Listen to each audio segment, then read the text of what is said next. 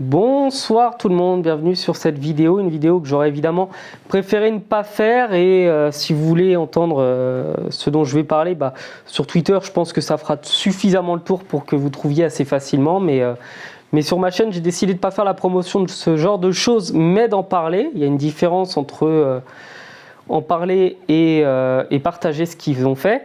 Les Niçois ont décidé de faire un chant insultant envers Emiliano Sala pour se moquer de sa mort.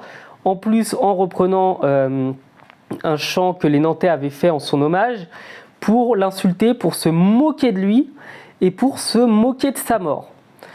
Pour replacer le contexte, les Niçois ont perdu la semaine dernière parce que c'est une équipe de merde contre Nantes et par vengeance, ils ont décidé de s'attaquer là où ça fait mal puisque c'est ce que font les tocards, hein, ce sont des tocards ceux qui ont fait ça et je ne mets pas tous les Niçois dans le même sac.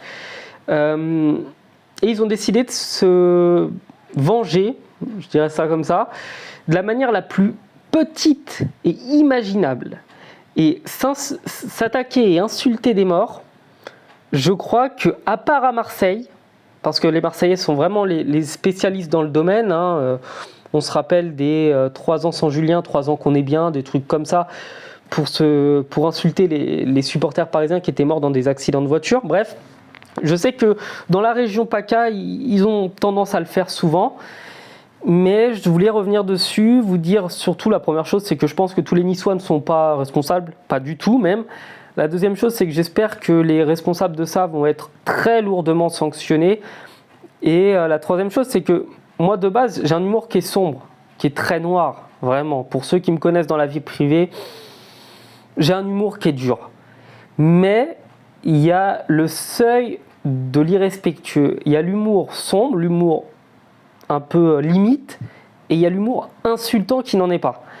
Et là, ça a dépassé un niveau qui n'est pas acceptable. Et j'ose espérer que les responsables vont être vraiment durement sanctionnés. Limite, quitte à mettre des interdictions de stade à vie. Hein, parce que non, en fait, il y a des choses que tu peux penser avec un esprit un peu tordu.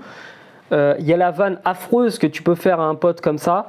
Mais quand c'est toute une tribune qui reprend un chant d'insulte avec le capot, non, là, ça va trop loin.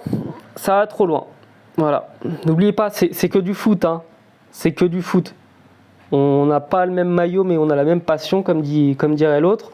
On peut supporter une équipe ou une autre. On peut ne pas s'apprécier. On peut ne pas être pote avec le club d'à côté. On peut se vanner, on peut se tacler. Mais il faut que ça reste dans le sportif. Ça reste dans le sportif. Et là, quand ça touche à l'humain, quand ça touche à un drame familial, non, ça c'est... Banni des clubs de foot, banni des stades. Non, je peux pas. On peut pas l'accepter celle-là.